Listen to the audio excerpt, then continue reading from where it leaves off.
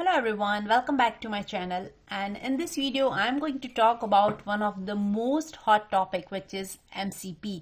So this video will introduce you with the most common LLM bottlenecks and how we can get rid of those bottlenecks or the problems. So let's get started with that. So before getting started, I would like you to ask yourself these three key questions. So are LLMs powerful? Can LLMs do everything? Can they work with real world application based on whatever we want? So indeed, LLMs are powerful, but they were not designed to operate in real world environments on their own. So which means that whenever we want to use LLMs to build apps which are very complex and are real world based, in that case they do need help. They can't perform everything by their own. They do need help to carry out certain operations, to perform certain use cases. Now, it doesn't matter like what are the reasons behind that. It could be permission issues. It could be they can't access certain resources. It could be anything. But the overall, what I'm trying to say you is there are certain scenarios which LLM cannot carry by their own, and they do need somebody to help them. Either it could be an external system or it could be any kind of inference. So now let's understand like how to make LLMs work so that they are very compatible and seamless for our real world applications. So we know that LLMs can generate text, but they don't know how to access our tools. They don't know how to query our APIs. They don't know how to fetch files, or even they don't know how to maintain the memory or cache the data which we are using throughout our communication. And if you want to do all these things, we need to manually wire all those systems together.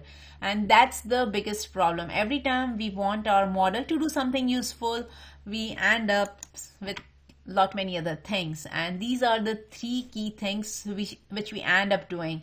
The first one you can see here is the writing wrapper. Then we do need to write some hard-coded thing which will perform that integration for us, and in lot many cases we just run some other flow, or it could be a prompt flow, it could be your logic apps, it could be anything, and then you are pulling the data from there and then passing on to the LLM.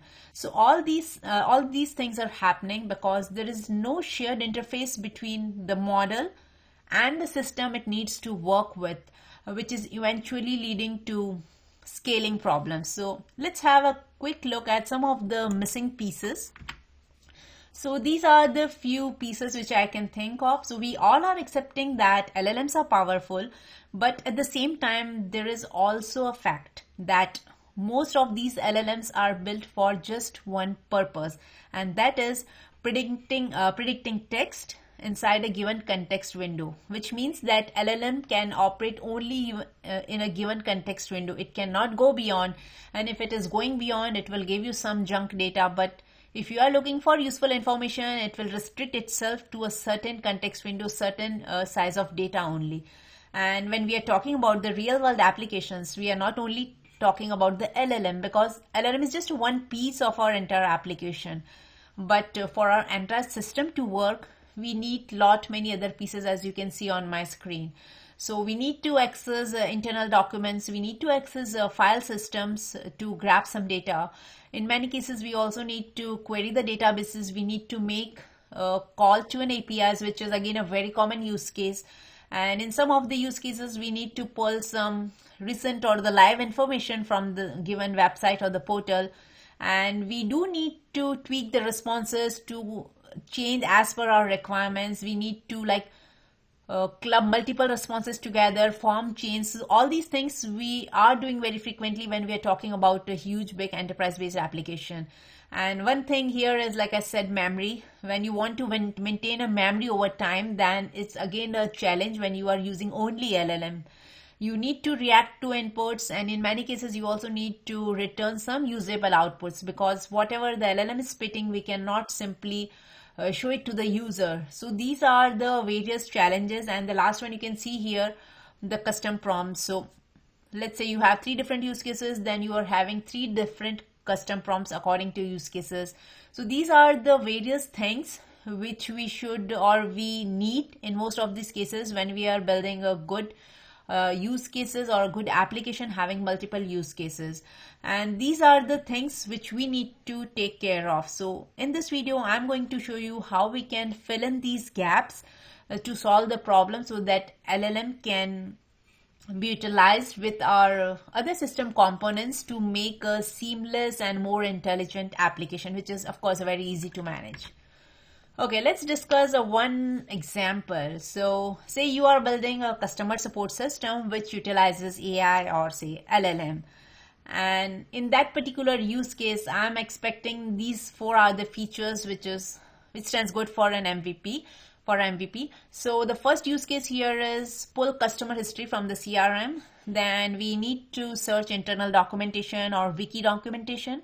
We need to escalate the issues by calling ticketing APIs, and then we need to summarize the conversations for the agent. So these are the four use cases which we are focusing on.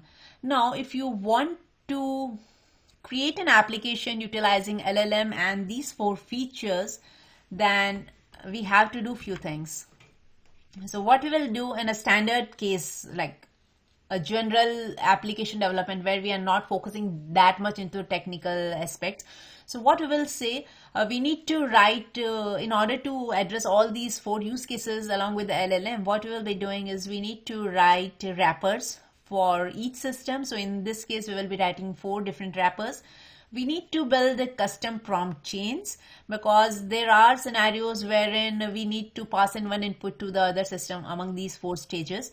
And then we also need to manually inject the context between the steps. So these are the high level things which we need to take care of whenever we are building a chatbot or an application. So here the LLM is not acting like a system, because when we are saying system, it means it is the entire thing which can be packaged together. But in this case, we cannot say that LLM is a system because it's we who are gluing everything together behind the scenes. So for the end user, it could be LLM based application. But as a developer, we know that how many things we stitched behind the scene to make this chatbot work. And till here, it seems good, nothing much. I don't see much issues here. Till now, we know that we have 4 use cases and it's okay to build 4 wrappers and build custom things. That's okay. Now let's go ahead and think a little bit more. So let's extend our application or let's extend our system a bit more by adding a little bit more requirements.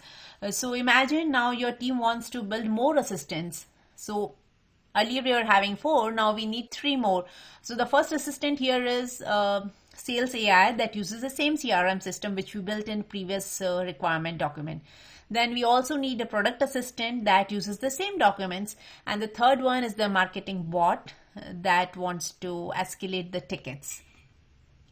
Now, each of these, like each one here needs the same set of tools. If you will think about my previous slide, so here we are working with second step, we are working with document, third step we are calling the API, fourth one we are summarizing, and the first one is perhaps we are pulling data from the database. So in this case also we are doing almost the same thing. We need the same kind of tools basically. But instead of reusing them, we end up building the same integrations over and over because the proposed design which we did in previous slide is not modular. That is not scalable at all, and definitely that is not usable because every piece in our design is very tightly coupled. So let's say if you have M use cases and you are building one tool or associating one tool with each of these, then you will have M cross N custom connections, or you can say the paths. And I think that is a perfect recipe to create a chaos. And in this particular case, if you will think, let's say by any chance you have accommodated these 3 use cases along with your earlier one by writing more wrappers or by duplicating the code, by injecting more hard-coded values, if-else conditions. Let's say by hook or the crook, you made that system work. But the problem here is when you will go ahead and tweak something, I'm sure we will end up breaking something else. And if we will try to reuse the logic in these new assistants, then it's not going to work, because when we have written the wrappers, those are specifically for one use case. So one wrapper was for one use case. It means that I cannot go ahead and use the same wrapper for any of these three newly introduced use cases. And let's think about a scenario where you decided to upgrade your LLM model. In that case, now you have to test your entire system from scratch, and basically we are kind of stuck. We can't go here and there, and at this point we have just two options.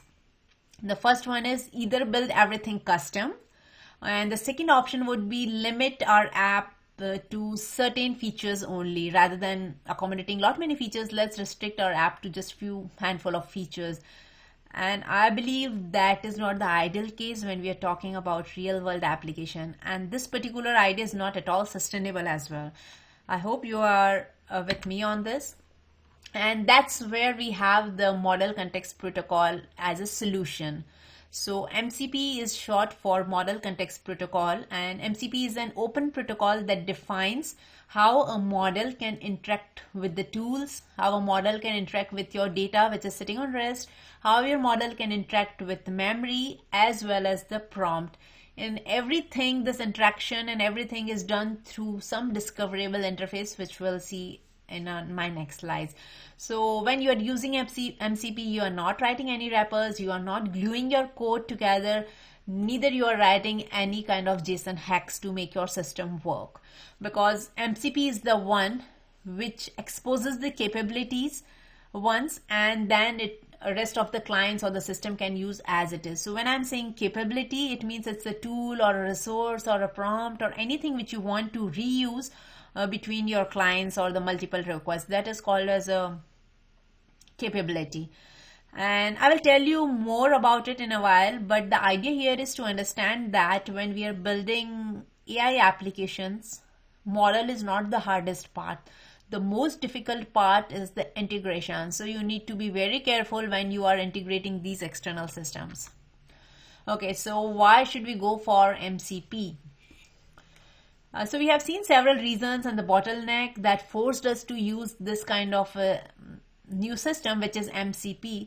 And because modern systems fail when a model has to know about the tools. So if model is aware that what all tools I will be using, or if tools are aware that who is the model which is going to use me, then definitely this promotes a tight coupling. But when you are working with MCP, here idea is to promote the loose coupling. So what MCP is saying is LLMs are not meant to know how tools work. LLMs need not to know how to make a call to API, how to make a call to your database, how to save data on your some kind of cache or the memory. So LLM need not to know about all these things. And at the same time, tools should not care about what model is calling them. So whichever the model, whether it is from the Google, Microsoft, OpenAI, whatever the LLM you are using, it's none of the business of tools to know that who is going to call me. And that's why I have mentioned here loose coupling. And so you can also say that MCP enforces the separation, and this separation is done using a very powerful and a very elegant and a very clear structure, because MCP knows where the model runs, it knows which protocol to use for communication, and it knows how to plug in and expose our external dependency. And that's why I'm saying it is very neat and clean to make any enterprise application. Okay, so this is the diagram. I have taken it from Usage, and this simple diagram is, like you can see, it is based on the client server architecture. So I'm not going to speak about what the client server architecture is, but rather I would say that if you will look, so MCP introduces this clean separation using these three core actors, which are like the host, client, and the MCP server. So host is the one which is running your application. So it could be your Visual Studio Code, it could be your any other application, it could be your Cloud Desktop, anywhere from where you are calling your model. So that is your host. Coming on to the client. So client is the engine that connects to the tools which are with the server. So let's say you have certain tools and API which you want to make a call. So those are already registered with the server, and client is the one who is going to make a call to those via server. So it means that client can send requests, client can handle responses, client can manage the message lifecycle as well. So coming on to the server's main role is to expose the capabilities. It means that it will announce what all things it can do. It will like broadcast, or I would say it will basically make your clients aware that what it can do, what all tools it can access, what all resources it has, how to manage the memory, what are the prompt templates. So all these things are very well managed inside the server process, and it's the server's responsibility to expose these capabilities to its clients, and everything is done via the interfaces. So, and when I'm saying interfaces, it means that everything is typed. There is a certain schema when you are exchanging the messages, and everything is in place. So it means that not every LLM is going to work with it, but MCP architecture is followed or compatible with many LLMs today. So if you have your LLM compatible with MCP, then they can talk with MCP in a very seamless manner. And the best part here is each actor, whether it is a host, client, or a server, everyone has a single responsibility. So host need not to know how tools are implemented, and servers also need not to know how the output is displayed. So client will take care of these message conversations and the transformations if it's required, but it's none of the business of the server to know that how the message will be rendered or displayed. So these are the basic actors in this MCP architecture. Let's talk about how communication happens. I know this session is a bit theoretical, but once you are clear about this MCP and what it can do, it would be very easy for you to incorporate this system into your existing application. So let's quickly take a look on this, how communication happens. So these are the four, I would say, core message types: request, response, notification, and error, which is used in MCP architecture. So request is the one which is sent by the client to the server to perform certain action, whereas the response is from the server to the client, and it is basically the result or the response of the user's query. And the error notification you can take it as a one-way message, and let's say if server is sending message notification to the client, then client will not send any response back to the server, and the vice versa. So notifications are, like I said, one-way messages where you don't expect the response, and these are mainly to make some announcements. Let's say the server got new API or server got new tools, then server will send a notification to the clients that okay, I got a new list and here is the updated list of my tools. And similarly, if client wants to do the similar kind of thing, then client can also send a notification message to the server. So it is basically for both the parties. Coming on to the error message is usually sent by the server when a client request fails. So like I said, everything is properly structured in MCP. So whenever you are getting an error, you will have proper error code, you will have error message, as well as optional metadata if you want to log your debugging information. So that thing also you can get it from this error message. Let's talk about the server capability. So this is the most important part which you need to understand. So these are the few capabilities MCP server has. So the very first one is the resource management. So resource management means that let's say you have certain APIs or some database which is sitting somewhere else. So what resource management does is supports the URI based access to all the structured resources, whether it is your document, whether it is your data set, whether it is your database or your configuration, whatever it is. But if you have that URI, then you can utilize MCP services to make a call to those.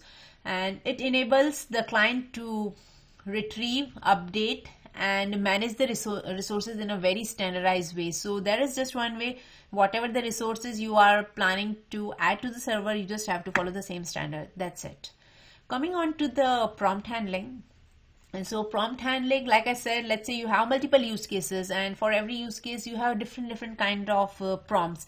So in that case, we need the prompt template which can handle these things. So server is going to keep a track of all the prompt templates which may be required for that applications, and then server will fill those prompt templates based on the request which is received from the client. So what I'm trying to say is prompt templates are filled dynamically based on the client's request. And these are very useful when you want to generate, let's say, structured queries, or you want to generate some messages based on the context. So in that case, we cannot go with a single standard template. We need to change our template based on what we are planning to achieve. So this is again a very important capability, I can think. The third one here is the tool exposure. So tools are also known as the primitives here. So somewhere you will see tools, somewhere you may see primitives. So MCP server exposes tools that clients can discover and invoke. So when I'm saying client could be your client could be anything. It could be your AI agent, some other AI agent which you have implemented, or it could be your another application. It could be your some workflow running somewhere. Client could be anything. So what we are saying is MCP server exposes certain set of tools or the list of tools which we will be utilizing for our application to read the data or to process something. And each of these tools have a fixed format. So you need to make sure that you are defining the metadata correctly. You need to define the name of your tool, your description, what is the input, what is the output schema. All these things has to be perfect if you want your system to work nicely. And using these tools, client can perform any kind of operation, whether they want to query the data, whether they want to call APIs, they want to trigger some workflow sitting somewhere. So all these things can be done. Even if you can, if you want, you can call your local functions using this tool exposure capability. The fourth one here is the capability negotiation. So now the servers and the client can negotiate like what features I'm supporting and what features I expect, like the client. So server has to announce or notify the clients that these are the tools, these are the resources, these are the logging mechanisms I am supporting. And similarly, client needs to tell that, okay, I'm good with these, or how to go with this. So this negotiation, like who is supporting what and till what level, is done during the initialization. So whenever you are initiating a request, the first request will be from the client to the server, and once this connection is established, the next call will be from the client to the server, which will ask that get me the list of all the available tools you have. And in response, server will send the list of tools which server is holding. So this is how a capability negotiation is done, and it is the part of the initialization itself. So it will not happen in between. But let's say you updated some tools, or you removed or added some tools, then again server has to send a notification message to all its clients that my tools list is updated, and that's where we have that notification message type in place. And this capability negotiation is to make sure that everyone is compatible and aware of what this system is all about, or how and what we are going to communicate. Then we have concurrent client management. So concurrent client management means that multiple client connections can be handled simultaneously. It means that it's not that you will just send one question and you will stay quiet. There could be multiple clients, and all the clients can talk simultaneously with the server. They can manage the sessions, they can have message routing, they can have state across the client. So all these things comes as a part of the concurrent client management. And the last one here I have mentioned is the transport flexibility. So like I said, it supports the very standard protocols, and it has STD-IO, SSE, and HTTP over JSON RPC. So these are like very lightweight protocols and suitable for enterprise grade environments or the applications as well. So apart from this, few more things, like it does support synchronous and asynchronous APIs. So if you want immediate response, you have to go with synchronous call, but if you are okay with the event driven or the delayed response, then you can opt for the async operations as well. So whatever your scenario is, you can integrate it based on your real-time systems or the long-running tasks.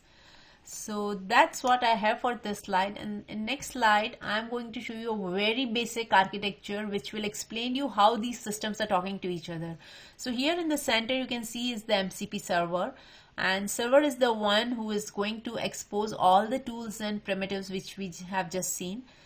And on the left hand side, you can see the transport layer. So HTTP, SDDIO, which is standard input output, and SSE is for like a servlet or any server side events. That could be servlet, webflux, or anything. So these are all supported with the MCP server, and MCP server manages your resources also. So when I'm saying resources, it means it could be a document, it could be your dynamically generated content, it could be anything. And here I have just made one client, but there could be multiple clients which can talk to this server. But usually we'll make one client with one server, but again, depending on the scenario, these things can be tweaked. So I hope you enjoyed what I have shown you till now, and I don't want to extend this session. Rather, if you feel that this is a very useful feature, then do let me know in comments, and I will come up with a sample application in which we will see how we can utilize this architecture in a real application. So this was all about theoretical aspect, but if you want, I can prepare another video in which we will dig into the code and we'll see how we can stitch these systems together to make API call or to make a call to any custom code. So that's all I have for today, and do let me know in comments what do you think about this new feature. Thanks for watching.